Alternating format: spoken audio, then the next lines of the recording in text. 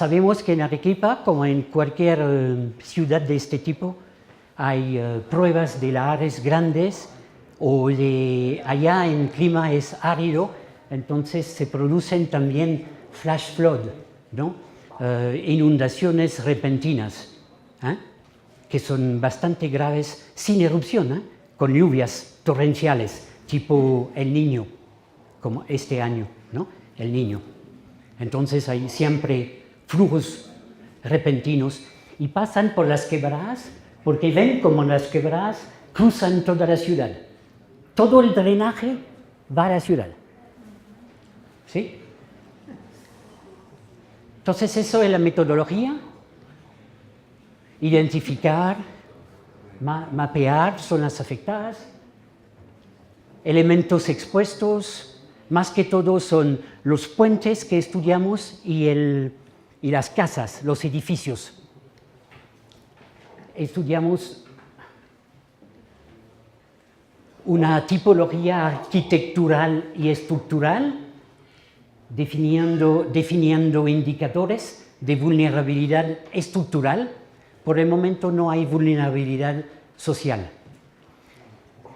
Y todo está en un SIG, ¿no? En un sistema de información geográfica.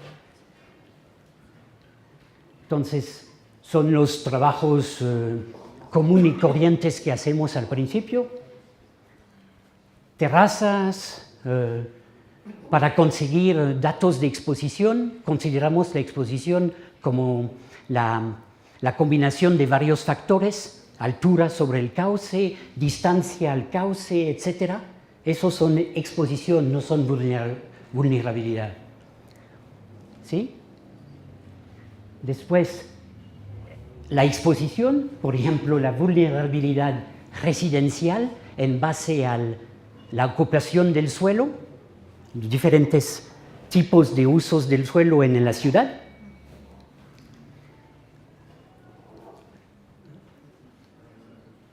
Y hacemos, una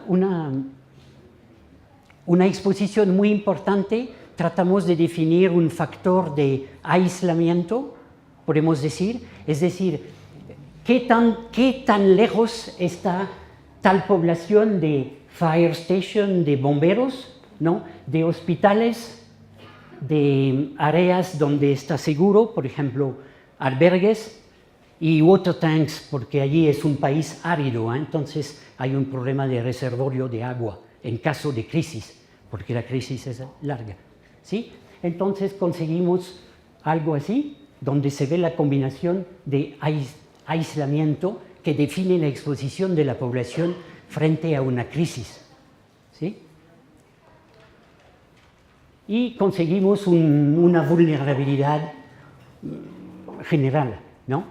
Donde se aprecia también, como siempre casi, que hay una vulnerabilidad más fuerte alrededor del centro. Obviamente el centro español era anteriormente era menos expuesto y ahora se ve en la vulnerabilidad social también. Bueno, hay varios cálculos. También introducimos, gracias a la Universidad de Nápoles, una tipología estructural de todos los buildings. Hemos hecho 46 CBCs, son manzanas, dicen así, manzanas, aquí, City Block, 1000 casas de todo tipo. Por el momento, ¿no? Hacemos más encuestas poco a poco y tratamos de definir clase de resistencia al flujo, en este caso a flujo de lahar o flash flood, flujo de inundación repentina, ¿sí? ¿Ya? Y eso se hace en base a surveys. Entramos a las casas, ¿no? Donde podamos, y completamos interviews, etc. Donde no se puede, utilizamos la Pléiade, el satélite francés, que tiene un píxel de 50 centímetros, entonces podemos ver donde no podemos entrar. ¿Sí? Sí. Es que no nos dan derecho de entrar, sobre todo ve con mi cara. Entonces, Eso es bastante bueno porque llegamos a más o menos 70% de comparación entre el survey de campo y los bloques vistos por Pléiade, el satélite. También utilizamos una cantidad de parámetros para buscar la vulnerabilidad de los puentes, porque consideramos los puentes como recursos estratégicos. Como hay varias quebradas torrenteras, los puentes serán los puntos críticos en caso de erupción, ¿verdad? Entonces, hemos tomado datos del IBG, que es Inca Building Group, un grupo de ingenieros civiles, ¿no?, con los cuales trabajamos para definir vulnerabilidad, tipo de vulnerabilidad de una cantidad de puentes, en este caso 20 puentes sobre vías principales de la ciudad, ¿sí? Y llegamos a estas definiciones que al fin y al cabo no son del otro mundo tampoco, ¿no?, pero es más estadístico. Ahora, el trabajo en progreso, para terminar, tenemos tres direcciones de trabajo. La primera es utilizar datos de daño y utilizar metodología estadística, matemática, para tratar de transformar los parámetros cualitativos en parámetros cuantitativos y ser capaces luego de predecir el daño en lugar de observar solamente, porque a veces uno llega demasiado tarde para observar. Ellos limpian las cosas muy rápidamente, ¿no? Entonces no se puede observar, hay que predecir. Entonces utilizamos una statistical techniques que son MCA, logística, regresión logística, ¿no?, para variables, muchas variables, y para cada distrito distinguir los que predicted y observado. Predicted, observado. Y eso es útil porque podemos mirar dónde nos falla, dónde hay fallas en la predicción con respecto a la observación de daño. Y donde después podemos decir a la alcaldía que hay que renovar la estructura de los edificios, ¿no? Nos sirve también de predicción para proponer trabajos de renovación de los edificios. Otro trabajo, decía que hay tres, es una metodología utilizando drone, pero con vídeos, para conseguir MNT, modelo numérico de terreno de cada quebrada, pero con muy alta resolución, incluyendo los edificios, ¿sí? Podemos bajar hasta, por así decir, 10 centímetros de píxel con un dron, ¿sí? Utilizamos un dron a 100 metros, 200 metros y pasa por encima de las casas y tenemos segmentos seleccionados para eso. Entonces podemos también aplicar los modelos sobre el MNT. Es otra dirección de trabajo. Mejorar el DTM, el modelo numérico de terreno, ¿sí? Y la última es con Risk Frontiers de la Universidad de Sydney, australianos que son expertos en eso, es examinar el impacto sobre los edificios por modelación experimental. El objetivo es conseguir curvas de fragilidad, ¿sí? Donde con respecto a los flujos normal, hiperconcentrado y lahar, podemos definir curvas críticas de profundidad versus presión dinámica del flujo, a la escala de cada edificio. ¿Ve? Cada edificio con velocidad aquí, eso es flujo normal, hiperconcentrado, debris flow, y acá la presión dinámica. Entonces miramos, nuestra meta es conseguir curvas de fragilidad o curvas de vulnerabilidad por tipo de edificio, ¿ve? A esta escala, es decir, a la escala de cada edificio y de una manzana, ¿sí? Es una manzana seleccionada por el momento, ¿no? Para ver si podríamos lograr resultados. ¿Ok? Entonces, en la conclusión hay bastante que hacer. No, es que quisiéramos ir al problema mayor, que es las pérdidas económicas, ¿eh? El daño, apreciar el daño de manera cuantitativa, las pérdidas, y entonces llegar a la... Yo sé que no es el sentido de riesgo total, pero nuestro riesgo es, por el momento, el factor de pérdida económica, ¿no? Porque estamos en una ciudad, es más importante. Claro está, somos conscientes que hay que añadir riesgo social, pero no somos capaces por el momento. Hay que trabajar con otras universidades y estamos en eso, ¿no?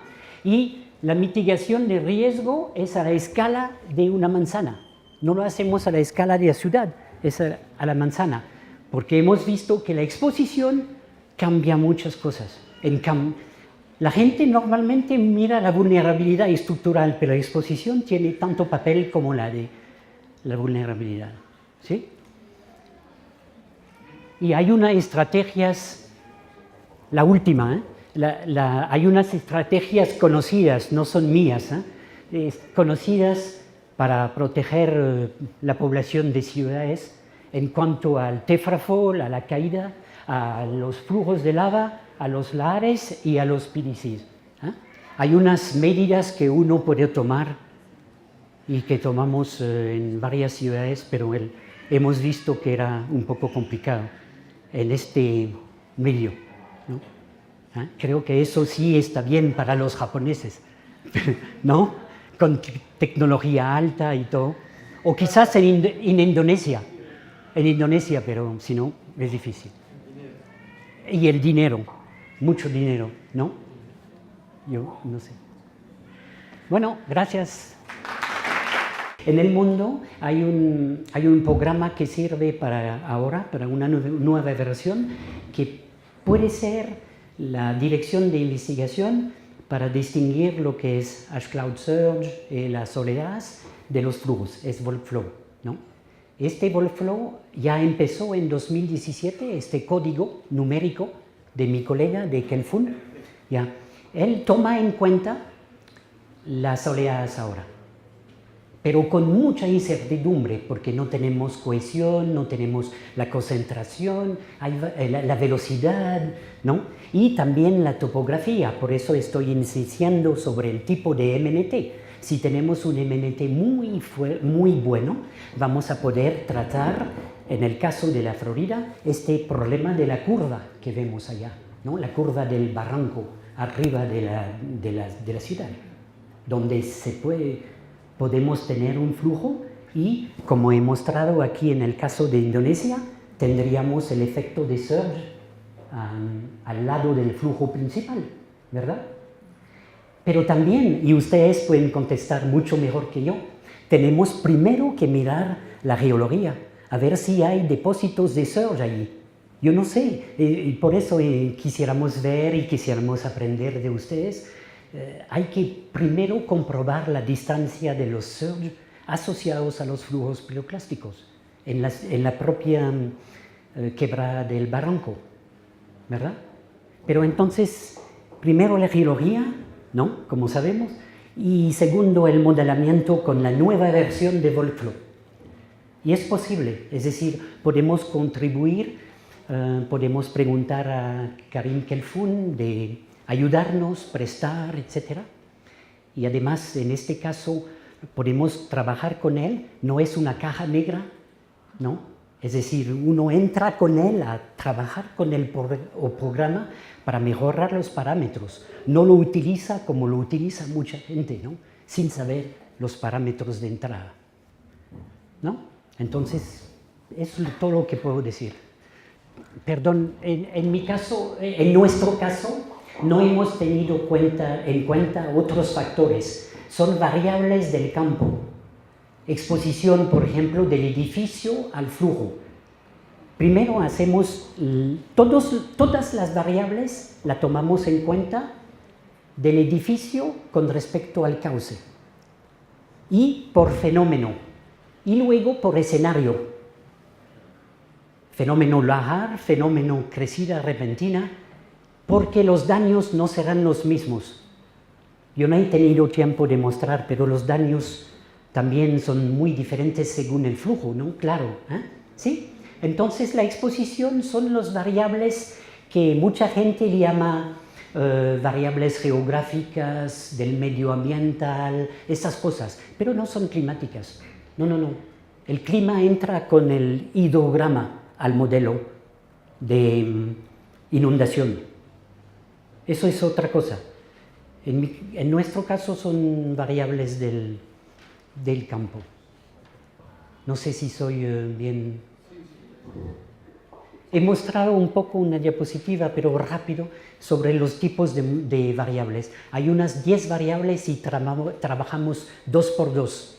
Análisis bivariado cada vez. Por ejemplo, altura, una evidente, ¿no? Altura del cauce y distancia del edificio al cauce. Por ejemplo, pero hay varias. Pero la exposición, por ejemplo, no depende de la época del año, no varía la exposición. No. Siempre es permanente. No, eso es escenario.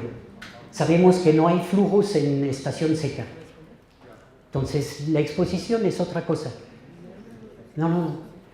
Lo que menciona pertenece al parámetro de entrada, al escenario,